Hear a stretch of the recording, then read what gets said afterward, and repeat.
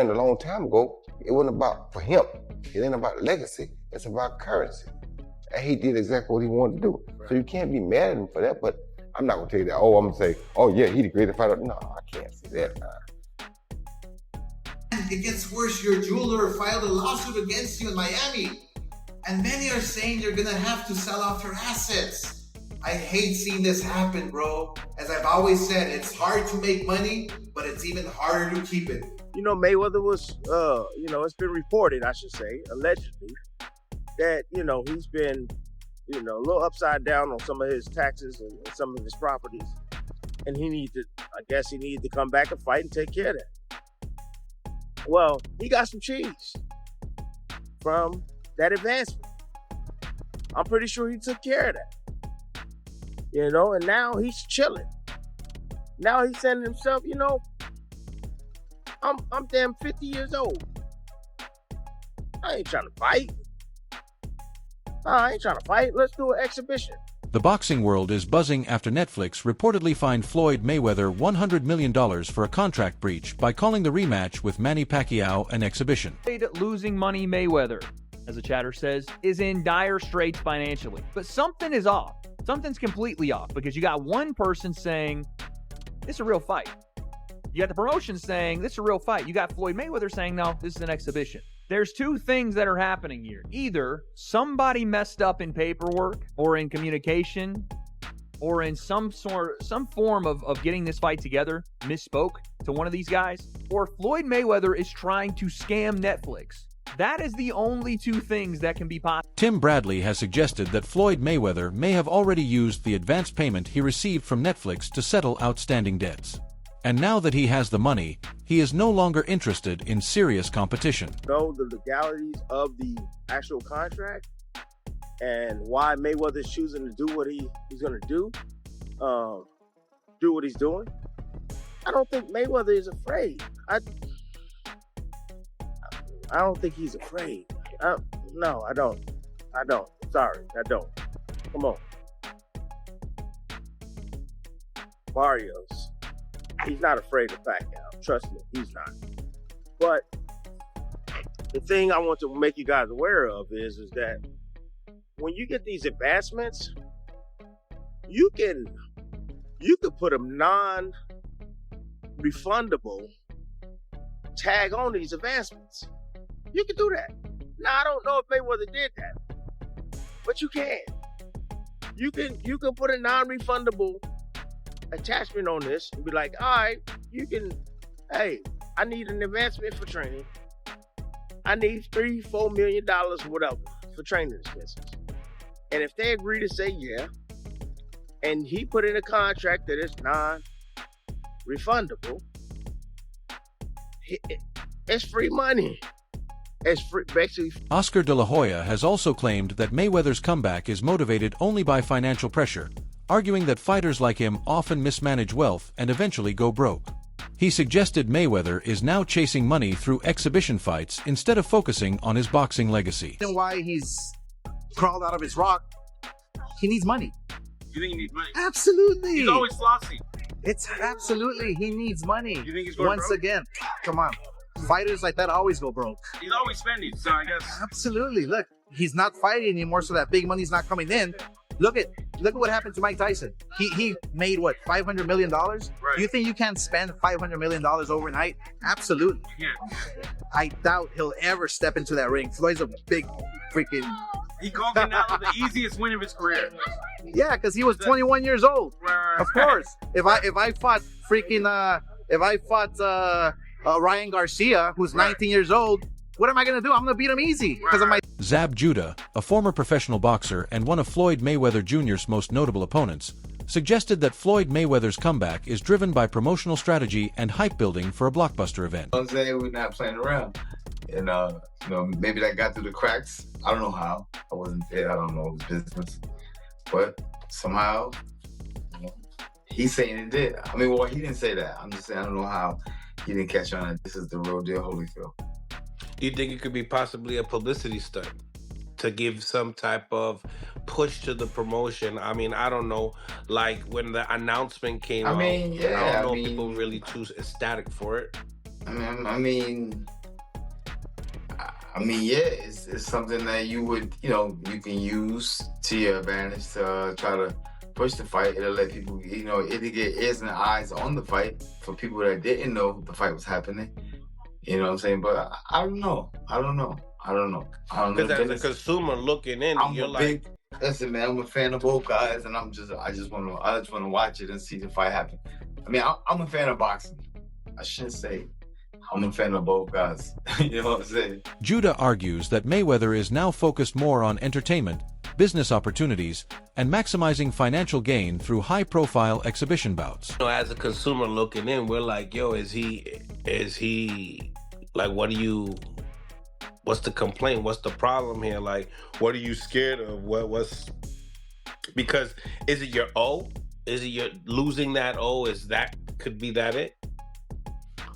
Of course. That's what it's all come down to. The O is like a 800 credit score. Globally, universally. You walk around with an 800 credit score with the O. You know what I'm saying? So that's what the O brings. It brings an 800 credit score for wherever you go. You know what I'm saying? And Floyd he's done a great job with that. Great job. So of course he's gonna, shoulder roll on that O. I ain't mad at him. Smart guy. He understands. He ain't no fool. According to boxing insiders, both camps signed contracts for an official match. But Floyd Mayweather Jr. later called it an exhibition, sparking backlash from Manny Pacquiao's team and raising legal concerns. So Mayweather threw some cold water on any excitement for the fight with Manny Pacquiao in September, when last week he did an interview and said that it's not going to be a real fight, it's going to be an exhibition and not necessarily going to be at the Sphere. And Max, that really puzzled me because this wasn't just reporting. Netflix, a multi-billion-dollar company, officially announced that this would be a real fight. Boxing commentator Max Kellerman has suggested that Floyd Mayweather Jr.'s push to label his comeback bout as an exhibition rather than a fully sanctioned professional fight may be a calculated move to preserve his undefeated 50-0 record. Cuz I always bring this up. Bernard Hopkins, I was calling his fights on HBO. He fought Tavares Cloud, good light heavyweight, beat him easy, right? And he was like 49, and his body still looked like Hopkins. Then he came back a year or so later, and he fights Joe Smith. His body didn't look the same. Hopkins had a Spartan training regimen. He doesn't put anything in his body. He's a temple. He eats right. He trains right. He don't drink. He doesn't. But his body looked, by the way, I'm 52. I can tell you, it looks different after a little bit. Even when you're trying to get in shape, just the muscles look a little different. And Joe Smith knocked him out of the ring and stopped him, right? Floyd, maybe, I'm just speculating, but maybe he says this because he gets in the gym and he's like, Floyd's what, 49 and change. He's almost 50. Maybe he's right up against that thing where it's like, man, my body's not responding the same way. Right. Max, they're grandpops. They old. Grandpops. That looks like he got a little more in the tank. He's a little younger. Pacquiao's a little younger. When you a grandpop, you think you're not the same as you used to. Roy Jones Jr. has argued that Floyd Mayweather Jr. changed the mindset of boxing by introducing the idea of maximizing earnings even at the cost of legacy and long-term value in the sport.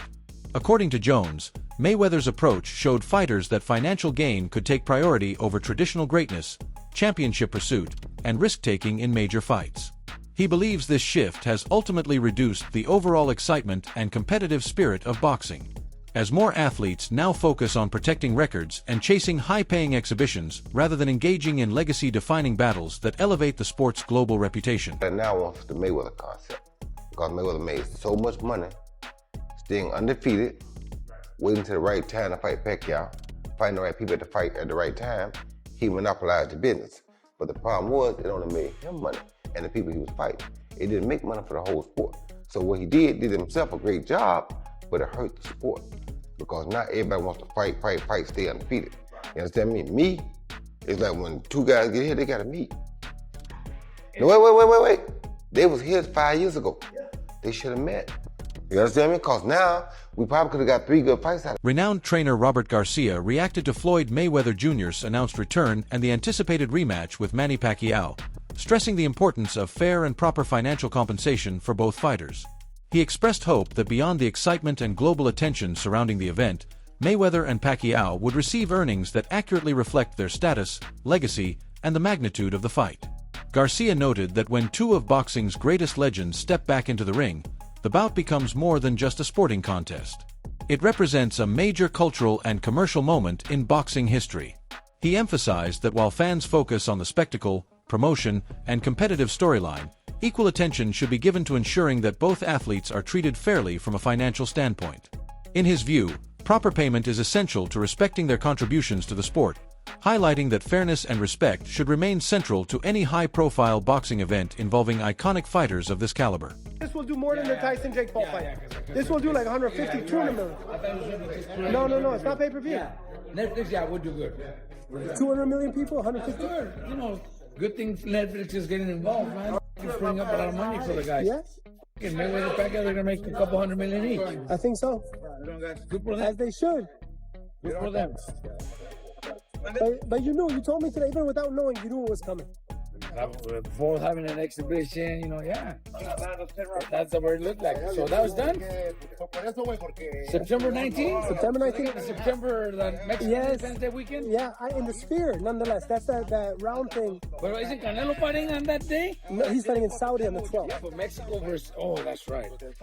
So this is a week after. You mean the Sphere? Yeah. That's big time. Yeah, it's very few seats in there. Yeah, that's big time. The gate will break records. I'm sure it's going to be major.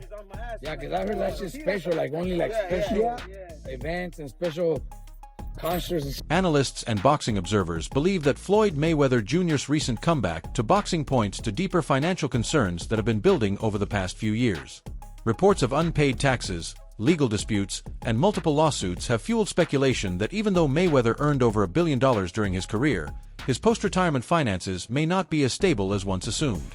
Because of these ongoing issues, some analysts argue that his decision to return to boxing and even risk his perfect record is not just about legacy or entertainment, but potentially about financial pressure. They suggest that a fighter with nothing left to prove would avoid risking his undefeated status unless circumstances were serious. And is he got more money than me? Yeah, but he also spends a lot more money than me, which is why I thought him coming back to fight Manny Pacquiao, it made dollars, so sure, it makes sense. But for him to put his pro record on the line means this is really bad for Floyd. Well, turns out it could be as bad as we thought or potentially worse because Floyd Mayweather came out, 5 days ago now. I'm a little bit late to this story, but I wanted to make sure I had all the information. He came out 5 days ago and said that this fight isn't a pro fight. Even though it's announced that way, Netflix, the whole thing, all the promotion being pro-fight, it has not apparently been that to Floyd Mayweather, and this is what he had to say about it. The Sphere is one of the places that they talked about, so we don't know if it's 100% going to be there, and this is not actually a fight, it's an exhibition. Okay. Oops. So we're going to do it again, and hopefully we're going to entertain. Mayweather Jr. has come under increased scrutiny following reports surrounding his ongoing $340 million lawsuit which he filed against Showtime networks and former executives over alleged misappropriation of fight earnings. According to the lawsuit, Mayweather claims that a significant portion of his career income was improperly diverted through financial channels managed by his former advisors and associated parties, leaving him short of hundreds of millions he believes he is owed. The legal filing alleges that earnings from some of his biggest fights, including mega events like the Manny Pacquiao and Conor McGregor bouts, were routed into accounts controlled by intermediaries rather than being fully transferred to him, raising accusations of breach of fiduciary duty and financial misconduct. Doing Showtime and Steven Espinoza, the former head of Showtime Sports, for hundreds of millions of dollars that he claims are unaccounted for. Let's go ahead and break it down and give you all the details about what's going on. What's up, everybody? Marcos Villegas here for Fight Up TV. And you know Floyd Mayweather as probably the richest and one of the most dominant boxers in the history of the sport. But now, Floyd is stepping into the courtroom to fight for money he claims that he was never paid, and he wants justice on his terms. So let's talk details. Let me tell you about the lawsuits. On February 3rd, 2026, Floyd Mayweather filed a lawsuit in California against Showtime Networks and Steven Espinoza, claiming they helped his former advisor, Al Heyman, misappropriate a huge chunk of his fight earnings to the tune of $340 million. Mayweather says the money is still missing and unaccounted for, and he's now suing Showtime and Espinoza for aiding and abetting breach of fiduciary duty, civil conspiracy to commit fraud. Ooh, that's a serious accusation there. Conversion, unjust enrichment, and he's seeking punitive damage on top of the missing $340 million. Meanwhile, Logan Paul's recent allegations are adding more fuel to the already blazing fire. Mayweather's 2021 exhibition bout with Logan Paul remains one of the most talked about crossover events in boxing, but it has also become controversial long after the final bell. The fight, which reportedly generated over 1 million pay-per-view buys and massive global attention, was widely seen as a commercial success despite lacking an official winner or competitive stakes. However, Paul has since claimed that he is still owed $1.5 million from the event, alleging that Mayweather's side of the promotion involved a pre-sale deal with an overseas company that was never fully accounted for in his payout structure. According to Paul, his contract entitled him to a percentage of that agreement, but he says he never received his full share, is what he said.